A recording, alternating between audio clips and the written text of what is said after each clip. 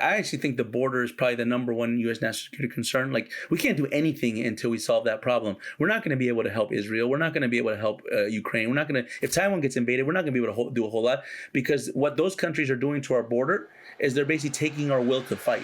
I'm back with my friend Joseph Humire, who is with the Heritage Foundation, a foundation that I greatly admire and one that I have known since I was a young journalist coming to Washington, D.C. I know you had to have enjoyed part one yesterday. If you haven't listened to it, please listen to it and then come back and listen to this because there is so much more that Joseph wants to share with you. This is about the future of our nation and how we are literally right now on the precipice of a very dangerous time in our history, and what we need to do to not only save our country, but what we need to be educated on so that we can save it. There are things happening, folks, that you aren't aware of. There are things happening that I wasn't aware of. Joseph breaks it down for you. He breaks it down so that you understand the threat, and what is happening at our border is a threat to the United States, and it is being done purposefully, yes, by our adversaries through the use of non-governmental organizations and other shadowy structures that are being used as proxies to break us down. And he's going to tell you who is doing it, why they're doing it, and what NGOs are part of that structure to target us in the United States. Joseph is the executive director of the Center for a Secure Free Society. He is also one of the best investigators I know working on this right now. And I'm so happy to share his advice and his knowledge with you. But first, HelloFresh. HelloFresh, you get farm fresh, pre-portioned ingredients and seasonal recipes, folks, delivered right to your doorstep. Skip trips to the grocery store and count on HelloFresh to make home cooking easy, fun, and affordable. And that's why it's America's #1 meal kit. I absolutely love it. You'll love the taste of all the freshness in every bite. Even this fall's recipes are just incredible. And it's not the same old, right? That we make all the time for our families. You kind of like, when you get HelloFresh, it's like, it kind of takes the thinking out of cooking. It's like you get it at your house, but you still have the fun of cooking with your family. It's just something new and tasty and delicious. And by the way, you get to pick all your own ingredients, your own recipes, whatever your family likes. If it's like for me, if it's meat and veggies, that they'll give you the choices of meat and veggies. If it's family fun and friendly, they'll give you a whole bunch of choices to pick family fun, friendly foods, and so on and so forth. If you're a vegetarian, you got it too. It's covered. It's covered with HelloFresh, folks. And you know how busy I am. So I need simplicity. I want it delivered to the door. Go to HelloFresh.com/50 Sarah Carter and use code 50 Sarah Carter for 50% off plus free shipping. Again, say 50% off plus free shipping at HelloFresh.com/50 Sarah Carter and use code 50 Sarah Carter. HelloFresh, America's #1 meal kit. We're watching a breakdown inside our states. Our republic seems fractured from the inside out. Our university systems are usurped by Marxist rhetoric and leftist-leaning, professors that seem to be more in the pockets of China and Russia and everybody else. We have a UN, and I want to talk about the UN's role there because I spoke with Ambassador Rick Grenell recently, and he was saying, look, the money that we send to the UN, the Office of Migration, is basically just to break down using our taxpayer dollars to assist these NGOs and others in just destroying our sovereignty. Is that something that you're seeing as well? Yes, and two things. I think one of the things, I thought one of the documents, and I think Rick Grenell would know this better than anybody, one of the documents I think that the Trump administration really marked history was their 2017 national security strategy. That document changed the history of the world because it corrected a lot of previous errors that previous presidents, both Republican and Democrat, made for decades. What were those errors? Those errors were two things. Those errors were, one, thinking that China and Russia would adopt to our way of thinking, that if we continue to trade with China and we continue to cooperate with Russia, they somehow would just adopt the democratic way of life and the American style, and they would be able to be partners over the long term. Well, that turned out to be 100% wrong. And the 2017 document captured that. And then the second thing it captured was the importance of sovereignty. like over democracy. Sovereignty is a priori to democracy, human rights, and civil society. And that document, the Trump administration understood that. They understood the fundamental principle of sovereignty, and that's what the United Nations was losing. The United Nations actually was founded on the sovereign state principle. President Trump's first speech at the United Nations General Assembly is to remind them of that. To say you guys were founded under the sovereign state principle. But what happened is over time, because of global threats, and actually I would point to the 1992 document on global governance, which basically said because the threats are transnational, we have to create transnational superstructures that are going to monitor and regulate the threats. But what you're doing by creating transnational superstructures is you're providing opportunities and mechanisms for the bad actors to utilize those structures to empower themselves over the world. Like, I'll give you an example of the U.S. southern border. You know what actually helped empower the cartels? NAFTA. NAFTA is what helped empower the cartels because all the infrastructure that we were putting down into the border of U.S. and Mexico was then captured by the cartels who were governing those border states and used them to facilitate more efficient drug trafficking. So my point to all that is to say that I thought the Trump administration had it right in terms of having sovereignty as the core guiding principle of the U.S. foreign policy, and understood that China and Russia are at the minimum competitors. Now I could say we're their enemies and adversaries of the United States, and that they're not going to stop. And then we could throw Iran into the mix. Those countries aren't going to stop because they think the 20th century was a mistake. They think that the whole international order, that was all just a blip in the 50-year history, 100-year history of the world, and that these were once empires that are going to try to come back. And the United Nations has played a role of being, at the minimum, a useful idiot, if not a complete complicit, in helping them achieve their goals. They want to protect peace. They want to protect human rights. They want to protect all these things. But the way that they structured themselves, they actually been violating those same practices and helping the most authoritarian regimes that have no regard for human rights or don't want peace. How dangerous is this situation right now to the United States, and how dangerous is it that it appears that we are complicit in destroying our own sovereignty, using US dollars to do that? Well, I'll give you an example. It's 100% serious. This is probably, I actually think the border is probably the number one U.S. national security concern. Like, we can't do anything until we solve that problem. We're not going to be able to help Israel. We're not going to be able to help Ukraine. We're not going to, if Taiwan gets invaded, we're not going to be able to do a whole lot, because what those countries are doing to our border is they're basically taking our will to fight. They're taking our political will away from us. And what's happening on those border states, Arizona, Texas, is they're basically changing the incentive structure in those states to where the cartels are now overpowering the political actors in those states. But to your question, I'll give you a story. Like, this is a good story about China and the Inter-American Development Bank, because there's a lot of talk about China and the world and China and Latin America. Well, the story of China and Latin America is a story of malign intent and U.S. neglect, and I'll explain that. In 2009, during the financial crisis, the biggest lending institution for Latin America, basically like a mini World Bank for Latin America, is called the Inter-American Development Bank, the IDB. Well, because they're a bank and they were tied to some of the banks that were having a lot of problems because of the financial crisis, they became $1 billion in the red. Basically, they were one of the worst managed multilateral institutions. They were $1 billion in the red. They're about to go bankrupt. The United States is 35 to 40% shareholder of the bank. So we're the largest shareholder of the bank. So they went to us to capitalize, to have a recapitalization of the bank. They basically wanted us to bail them out. If you remember the time we were bailing out a lot of banks, and so he's like, we're going to have the money. We're not going to bail you out now. And that created an opportunity for China. China was not a member of the Inter-American Development Bank at the time. It was just starting to get into Latin America. It wasn't really at where it is today. And they came in at a minority shareholder. I think it was 0.004%. That was no more than $20 million that they paid to become a shareholder of the bank. But they paid for the first time in the history, I think a 60-year history of that multilateral institution, of the Inter-American Development Bank, they paid what's called an entrance fee. No other member ever paid an entrance fee.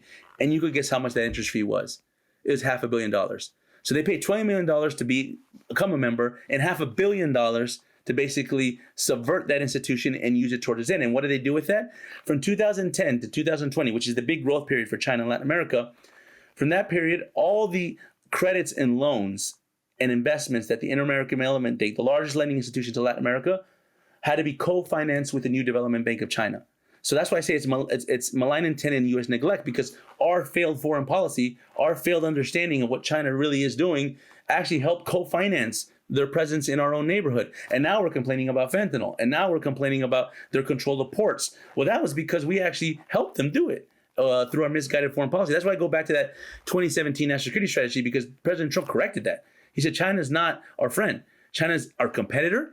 And I think today we'd say they're our enemy, especially after COVID, because they unleashed a lot of damage around the world and into the United States. One of the big issues is China's expanse in the U.S. too, as well as land purchases. Of course, you brought up fentanyl, spying, intellectual property theft, which we've seen for a long time. But one of the very interesting issues, and I'll bring this up because it goes directly to the border. I spoke to someone in Washington, D.C., who informed me that there have been spies apprehended in the United States from China that they have traced back to entering through the U.S. southern border. Could China and Iran and these other adversaries be using that border, the failed, I mean, porous border right now to infiltrate? I mean, because if you don't ping on Interpol, if somebody comes in and they're not showing up on an Interpol database, they're not connected to a terrorist organization, so to speak, they don't have any identification on them, and we can't vet them through their proper nation because they're not cooperating with us. I mean, it could be anybody, right? It could be the guy who's delivering your pizza at a building in New York City, or the person working at a restaurant near McLean, Virginia. This is possible, right? No, it certainly is possible. So with that, there's this big number that I think we're all, alarmed at, is 160, 170 or so known terrorists that have crossed the U.S. southern border in this fiscal year. And that's concerning, given there's only 19 hijackers that created that havoc on 9/11. But I'll tell you what I'm really concerned about, Sarah, is I'm concerned about that. That's a problem. And I know some of the profiles of some of these terrorists, and they're heavy hitters, they're pipe hitters. But I'm actually concerned about what we call in the defense industry saboteurs, They're not necessarily terrorists per se, but they're actually more dangerous because they're basically logistical experts that create networks that then are able to sabotage infrastructure, food supply, water supply, electrical grid, critical infrastructure, telecommunications. And if we're heading towards a world war, and it certainly seems that way, right? With all these conflicts that are coming out of the seams, if the United States participates in any aspect of these wars, whether it beyond like giving weapons to Ukraine or whatever we're doing in Israel, but like actually it becomes an active military participant in any of these wars, I think that their ace in the sleeve is to light us up from within. And these saboteurs have networks, and these networks basically bleed through communities. These are professionals. This is what they do. And we do it too. We have U.S. Special Forces that know how to do this in foreign indigenous populations as well. We're just not using it the way we should. They are. They have a proper employment of their special operations capability. So terrorists I'm worried about. But what I'm really worried about is the special operations types that come from either the PLA, the IRGC, or the Russian GRU intelligence services, because those are the ones that have the know-how to create a lot of mayhem inside the country and to have plausible deniability. So it's hard for our intelligence service to figure out who's actually behiund it. Look, because they would be using proxies, correct? Because they could using cutouts and they build networks. What they would do is they would go into what we call disaffected and disgruntled populations of the United States, and there's plenty of them, and they would start to provide them with identities. They're usually anti-American from within America, like Antifa and Black Lives Matter. Those are all just a bunch of idiots that would fall into these traps. And then what they would use them, and they would use others too, and they would use them on both the right and the left, and they would use them to just basically create a lot of disorder. But the ones that would be the most, to me, damaging would be the ones that have access to critical infrastructure. And that's why I think you mentioned the purchase of the farmlands. The coincidence about the purchase of the farmlands is they're all surrounding military bases. And those Huawei towers that they're installing all throughout the United States are next to military installations. So they're actually trying to get a sense of how our response capability is if we get into an actual hot war with any of these countries. So they're assessing the battlefield. They're assessing the enemy. We are their enemy. They're preparing for war. They're preparing for war, and we're sitting playing patty cake because we don't even know we're in a war, or the ones that know that we're in a war are not prepared to fight the war, or our military is completely misguided with all kinds of different social policies. They use the military as a social experiment instead of as a trained warrior outfit. I come from the Marine Corps, and in the I can't even. I got out of the Marine Corps in 2006, so I can't even, or 2008. I can't even envision a scenario where in the Marine Corps where we're talking about which bathroom to use, or gender neutral bathroom. That was not even a thing in the early 2000s in the Marine Corps. And we didn't have black, white, or racial issues in the Marine Corps. We used to call them we're all green. We all bleed. We're all green because we're all Marines. And so I don't know what's happened in terms of our military, but we gotten soft and we gotten weak as a country. But I think that's deliberate. I think that's our foreign adversaries, and this is what connects to the kind of the woke stuff that we see here, because people see that as kind of like a separate thing. Is that just like Marxist networks, which are part of it, or they're just progressive networks in the United States? But these progressive networks and these woke networks that are in the United States, they get financing and logistical support from somewhere, and I believe that logistical and financial support comes from Russia, China, and Iran, because those are the ones that actually have the know-how of how to collapse a country. What about the NGOs? Could they also be getting support unbeknownst to them? I mean, we talked about one in Honduras, right? That was absolutely, and that's an instrument. That was an instrument of warfare by Venezuela, who Venezuela, as we discussed, is a proxy of the Middle East, Iran, Russia, and China. So this is like layers on layers. So even Catholic charities, and I'm a Catholic, but I go down, Absolutely. But I go down to the border and I'm like, whoa, what's going on here, Sister Norma? Like, so that one NGO, the Pueblos Sin Fronteras, like when you mapped out their connections in the United States, it was centered in California, Chicago, and Texas, and it was all Catholic charities. Basically, they were connected with groups like, I think one was called La Familia Unida, which was tied to a Catholic church in Chicago, and they were basically, it's networks. They were basically creating networks to be able to propagate it. And let me say this, some of these networks don't even know what they're involved in. They just either they're corrupt or they have a misguided sense of kind of their identity and their values. There are people in this country and in other countries that actually thought open borders was a good idea. I don't know if there's many of them now anymore, but there were people that at one point thought the whole European Union was created on this idea of free transit of people, right? To make the border restrictions less cumbersome. But I think one of the things that President Trump brought back was the idea that borders matter. And he said it very simply. He said, if you don't have a border, you don't have a country. And that's 100% true, because I make this example. I say this to a bunch of ministers in Latin America, because one of the biggest priorities is transnational organized crime. And I asked them, what makes an illicit activity illicit? Like in your country, how do you know it's an illegal activity? And then they'll say the law, right? But then you go into the rabbit hole of what makes a law a law. The answer to what makes something illicit is a border. Because on one side of the border in Venezuela, they call it cocaine exports. On the other side of the border, they say it's illicit cocaine trafficking. The definition of that is literally a line on the map, right? And I was on that border. Once you cross that border, if you're a drug trafficker, you ain't got no problems. All you got to do is pay to play, and your cocaine will make it to Europe, US, or wherever you got to go. So I think that the borders are the fundamental concept of democracy and the international order. And you could go back all the way to 1648 in Westphalia. Like, democracy was never a thing until we discovered the modern nation state. And it took 30 years of war in Europe, basically, to get to that point. And we signed, the biggest peace agreement in the history of the world. And we figured out that the only way in this anarchic system of the world that we can actually get along is if we create sovereignty that's based on individual liberty. And that created the United States, and that created what we know today. We're getting away from that. We're getting too much into supranational structures, multilateralism, all these other kind of things. And then our adversaries, who have been around for thousands of years, just said, okay, now's the time. The United States has gone too far. Now's the time, and we're going to take them out. And we're at that situation today. Human Super Beets. I love it. They are the best. They are tasty. They're Super Beets heart chews. Yes, Super Beets heart chews. Paired with a healthy lifestyle, the antioxidants in Super Beets are clinically shown to, listen to this, be nearly 2 times more effective at promoting normal blood pressure than healthy lifestyle alone. With my busy schedule, I need Super Beets heart chews. They're a quick and convenient way for me to do something that's good for my heart. I carry them in my purse, in my bag. If I'm on set at Fox, I pop in 2 human Super Beets. It gives me energy. I don't have a crash.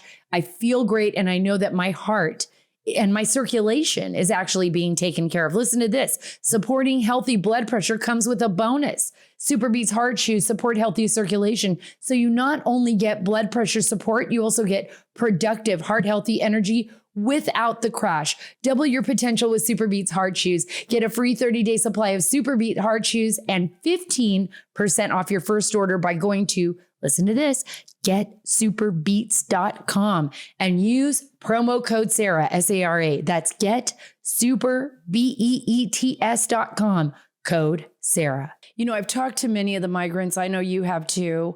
Many of them have told me that, you know, they've been coached. They were coached by their cartels on what to say, or they have attorneys on the other side of the border that are teaching them. Those attorneys work for NGOs that are teaching them, this is what you need to do to apply for asylum.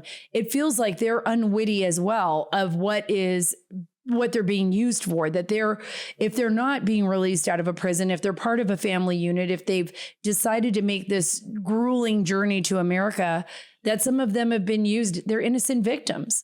Right, of what's happened. I think one time, I think a mutual friend of ours once, he called this the weaponization of people in need, because migrants by definition are the most vulnerable in any society. I mean, you're literally leaving your country of origin. Like, you think about that, right? That naturally puts you in a state of vulnerability, oftentimes to places where you don't speak a language or know a culture or the legal frameworks. So because you're vulnerable, you're also exploitable. And under the wrong pretense and under the wrong, kind of focus, you can be exploited by these bigger powers and these bigger actors. And I think that that's what's happening. That's not to say that these migrants are, wittingly all involved. No, most of them just, they're promised a better life. They're promised another opportunity. They're promised something else. And they take the risk. One of the ways that we did our research was finding disgruntled migrants. Basically, migrants that were promised a bunch of things and then realized halfway through the journey that this is not worth it. They lied to us. And then we start talking to them about their journey, and they start telling us, oh, well, this is where this shady NGO is. Oh, this is where this meeting happened. Or this is where this vehicle comes in and brings all these Africans and Middle Easterners, and they don't even show up in the migrant centers. So they start telling us all these things because they were the ones that got duped. They were the ones that got deceived. So that was a way that we kind of started to figure some of this out. But I think, this at where we're at today, I think, the migration element is getting, and here's what concerns me, Sara. I think, the Venezuelan, we talked about that. I think that's a big part of it. But the next big one is Colombia. I think Colombia is going to end up becoming a huge migrant problem. I've been down to Panama a few times over the last few months. And what the Panamanians have told me, I'm not going to say who because that's, private conversation, but they told me that the Colombians have had 180-degree different posture on migration than the previous president. Under the current president, Gustavo Petro, right? Yeah. Who's a Marxist, who is a terrorist, who was part of a former terrorist group in Colombia called the M19, who, if you're following the stuff with Israel and Hamas in Latin America, he embarrassed himself because he did over 100 tweets praising Hamas and calling Israel, pretty much equating to them to Nazis. It was silly.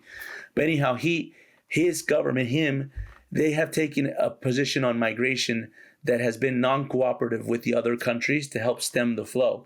So they're help pushing the migration into Panama, which I think was one of the reasons we're seeing these numbers explode on the Darien Gap. And so I think Colombia is going to be another problem. I'm hearing on the U.S. southern border that the numbers of Colombians in terms of encounters and apprehensions is rising rapidly from month to month. And so, we have Venezuela, which was a country of one time 35 million people. It's now down to about 25 million because about 10 million of them have left. And now you have Colombia, which is a country of about 25 million people. You get about 6-7 of that million leave the country. I mean, then our border is going to get completely collapsed because we're at a rate, I think, that we're 5-6 times the capacity on our southern border. We have 1,500, 2,000 encounters per day. We're getting 10,000, so that we're way past that. If we get to the 15, 20, 25,000 per day, it'll completely collapse the border. And what happens then is that next step I was talking about, the cartels are going to take over everything. They're already taking over a lot of it, but you're not even going to recognize some of these border towns in Arizona and other places because they're going to take it over 100%. Why is our government doing this, Joseph? Why is the Biden administration's policy to leave the border wide open? This is the question. I have a number of answers in my head, but why are they doing this? I honestly, when it came into this, when the Biden administration began, when they lifted the Remain in Mexico policy, the Migration Protection Protocol, the MPP, And then they took away those safe country third agreement, just like that, like without a debate, without a discussion, without even like trying to think like what's the second, third order effects of this. It already showed me that there was like an agenda here. Like this is not policy. This is ideology or just misguided nature. And I thought maybe they just have this like, you know, kind of progressive mentality about open borders and all these other things that they want to engage in. But now with everything that's going on in the world with Israel and everything, I'm almost more skeptical than that. And I hate to turn this way, but I don't know if you followed the incident that happened at the State Department with Rob Malley, the special envoy for Iran. Absolutely. I mean, that's a serious.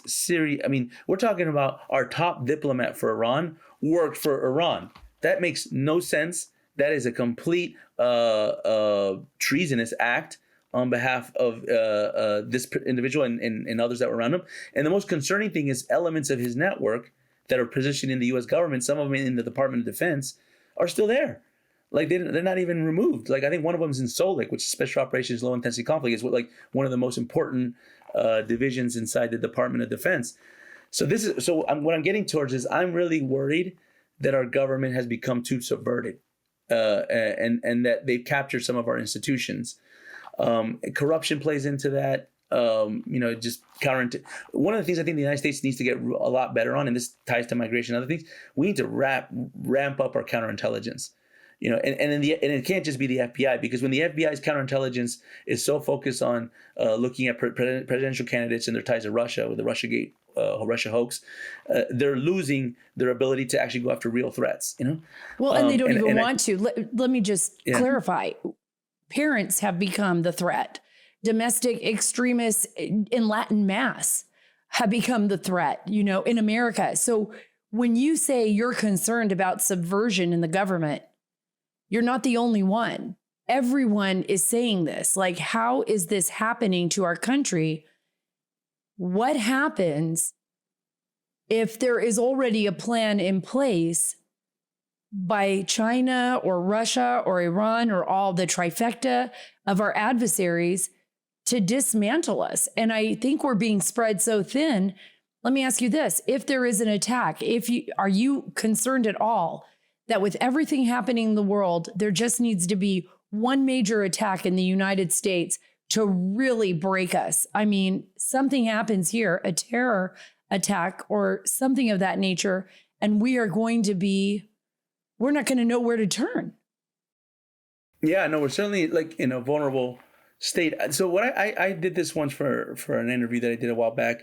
This was during the pandemic. We have this term in the military, we call it center of gravity analysis. It's basically to try to understand the source of strength of your adversary. So like if we want to study China or Russia or Iran, we do a center of gravity analysis to understand what makes that regime powerful. Like where do they get that source of strength? But if you juxtapose that and kind of flip it to like, how would they look at the United States? Like if China, Russia, and Iran did a center of gravity analysis on the United States, and what makes us strong? Like what do you need to attack to collapse the United States? And I kind of did that thought experiment, and I came to two things. And I think this is what's being attacked. And I think it's being attacked not just by actors that are within, that are corrupt, misguided, or just, bad actors, but also these external actors that are helping facilitate it and utilize this. The two things is our social cohesion. Like we're a diverse set of states under a constitution that's allowed us to basically unite as we the people. But that we the people is being attacked by rapid amounts of polarization and disinformation. I mean, for example, the whole QAnon thing, there's studies now, and it's just funny how they all come out now, but that was all Russia, China, that was using this kind of QAnon matrix to radicalize the right. And then Antifa, I don't know this, but someone needs to do this investigation.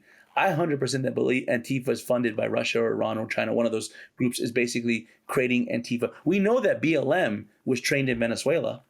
So my point to that is to say, I think the social cohesion has been broken by using elements of what they thought would be the most vulnerable to the United States, like racism, like these, gender topics and things like that would completely polarize our society. That aren't real. They're not things that I think most Americans really are worried about, but they're amplifying it because they want to separate us. And then the second thing is rule of law. And that's the one that concerns me the most, because the judicial system, and this is what people don't understand about migrants. yes, some come here for opportunities to work and stuff like that, but that may be why they come, but that's not why they stay. They stay in the United States because they sense that the United States has a stronger rule of law. They can actually work in a place that they'll get a fair shake, and it doesn't depend on their surname or how much money they have in the bank. Many of these countries in the world, if you don't have the right name or you're not in the right economic position in the right tax bracket, you don't really have a way to get around the judicial system. You're going to be screwed. In the case of the United States, over time, we've had a more equitable judicial system until very recently. And what happening with President Trump concerns me tremendously, because it's showing that our judicial system is going past a point of no return to we're getting prosecutors that aren't prosecuting people based on the law. They're prosecuting based on their political affiliation.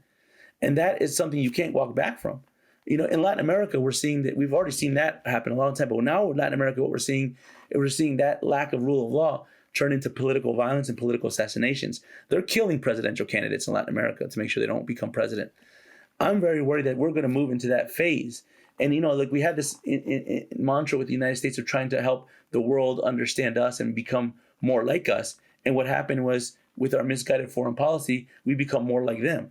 Like we're adopting a lot of the things that failed in other countries and bringing it into our country, the United States. So going back to that center of gravity analysis, I believe Russia, China, and Iran, if they're smart, they attacked our rule of law by infiltrating our judicial system, and they attract our social cohesion by using disinformation to amplify woke issues that really aren't real, but they're only becoming real because you have corrupt politicians that are implementing them as policy. And it's dividing us, and it's splitting our nation apart, and it is a weapon of war, I believe, as well.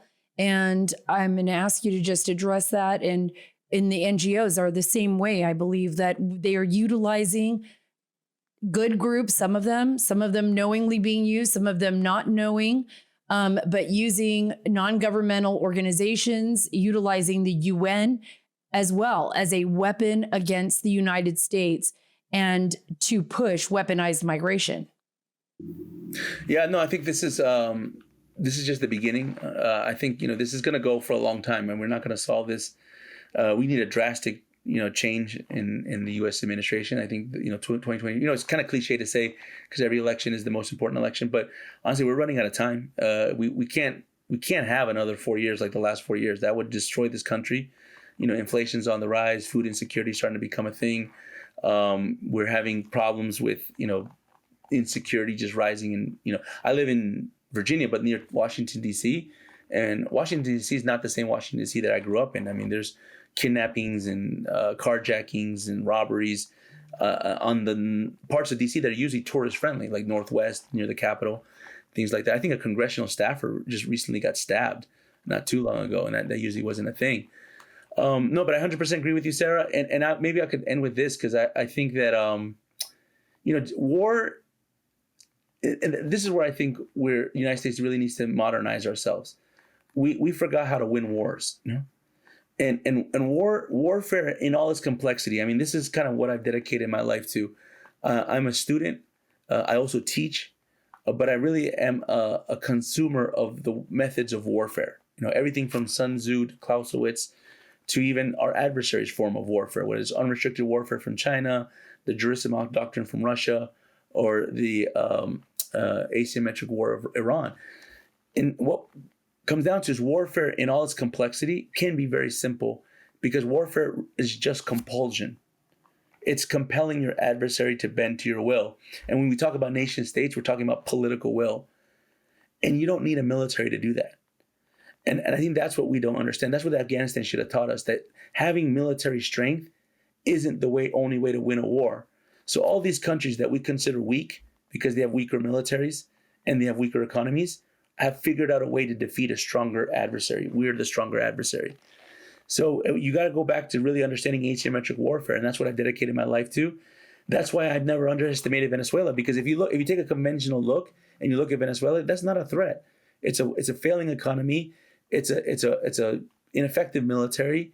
They don't really have anything to really threaten the United States. They don't have a ballistic missile program. They don't have a nuclear program. They don't have, they're tied to terrorists, but they're not, organizing terrorists like Iran. What can they actually do? But when you understand how the regime was created, how it grew, how it basically became entrenched into power, you realize that they are masters of asymmetric war. Hugo Chavez said this. He said, I will take out the United States. I will take the United States first out of Latin America, and then I will take him out of the Western Hemisphere. And nobody believed him. People laughed at him. They thought he was a buffoon, a clown. He's dead now, but he created the instrument inside Venezuela. He brought China, Russia, and Iran into that country, and he said that we're going to take out the United States, and we have completely missed it. And so my work, Sarah, and thank you for obviously the interview and for taking your time to talk to me, is focusing on the biggest threat actor in our hemisphere. And I think that more and more people need to wake up to Venezuela, because regardless of whatever the Biden administration is negotiating with them or whatever they're doing with elections or all that country has become the biggest platform to attack the United States. They're doing it on migration, they're doing it on drug trafficking, but sooner or later they're going to start to build conflicts around the Caribbean, and that's when we're going to start to see Latin America turn more into the Middle East. There is no doubt that what you are saying is an extreme warning, and we are living, you're right, at the very beginning throngs of that, or maybe we're in the middle.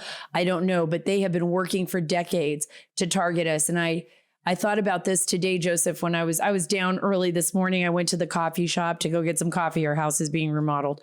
And so I go down there with my husband, and I look around, and everybody's sitting on their laptops or in their phones, and there's a cute little witch's hat and a broom, and it's fun, cute little things like your coffee is going to be brewed perfectly. And I'm looking around and I'm like, we're asleep. We are so lucky and blessed to live in a nation like this right now, but the majority of the world does not live like this. How much longer is this going to last before it blows up on us? And we're already seeing what's happening at the border. And I think before long, we're going to see warfare on our home front again. We're going to see an attack. Something is going to happen. And we are on the verge of World War III. And I don't think we really realize that. I think it's going to take people like you educating our lawmakers and educating the public to really get people to understand and prepare for what's coming in the future. And I don't think it's going to be pretty, sadly. I hope we can avoid it, but I don't think we will. No, and I think the number one thing that we need as a people, more than just our governments, we need the will to win. We gotta want to win. No war is won by half measures. You gotta be all in, or you gotta be not in at all. I don't think the option of not being in at all is an option, because, as they say in the military, your enemy gets a vote, and the enemy's going to bring the war to us, whether we like it or not, whether we're ready for it or not. So we got to prepare ourselves mentally to want to win. And I think there's many of us in the country. And one thing that gives me optimism is, Sarah, in America, I feel like we have a culture of winning. Like, Americans don't know losing. We're just not accustomed to it. Whether it's a sports, Olympics, music, arts, anything, we just have a winning mentality. But we have to steer that mentality towards what matters. And I'll share with you one last story, because what you're saying about, one thing, and I don't want to say this in a way that I'm trying to be flattering towards our adversaries, because obviously they're our adversaries. But in any kind of war, you have to respect your adversary. You have to understand that they have capabilities. They can hurt you. And that makes you more alert. That makes you more afraid. But that fear brings out the best parts of your skill. And with Venezuela, one thing I've always noticed is that they believe they will win. And I always would boggle my mind, well, you really think you're going to win? They have complete conviction that they will beat the United States. And you kind of question yourself, wow, what makes you so confident? And I had this conversation, speaking of the UN, once at the UN with a Venezuelan official from the Maduro regime. And at first I was shocked that he knew me, and he came up to me, Joseph, and I was like, it's never a good thing. But he said my name, and then we talked for a little bit. And he said something to me that stuck with my mind. He said, he was very diplomatic. He was not, mean or anything. He said, Joseph, he said, I hear what you say about Iran and Russia and all that. He said, well, you know what, Joseph? He said, you're missing something in your analysis. And I said, what is that? He said, there's more of us than there are of you, And I was like, what is he talking about? And I thought about it, and he's talking about the global south. He's talking about Africa. He's talking about Africa is going to be the number one continent in 2050. He's talking about South Asia and the developing world, in Indonesia, in Solomon Islands. He's talking about Latin America. And he's talking about all these parts of the world that he feels that the world forgot about. And he said, you think they don't matter because they're just small countries with no economies and no militaries, but we're going to capture all those countries, and we're going to bring them all together, and we're going to bring you guys down. And I kind of clicked on me, and I was like, these guys have a real strategy to win. They really studied the world. They studied history. And I don't want to make them seem to be like, 30 foot tall. They're definitely beatable. China's beatable. Iran's beatable. Russia's beatable. Venezuela's certainly beatable. But we have to also respect that they're going to try to beat us. Right. And only if we have the will to beat them. Exactly. Yeah. We need the will, and then we need a strategy. And then I think we engage in. And honestly, America, the sins that happen to us every single time, right? I mean, the revolution, we were going to lose that until the very end. And so every time we get into the fight late, but every time, once our will meets our capabilities, we win.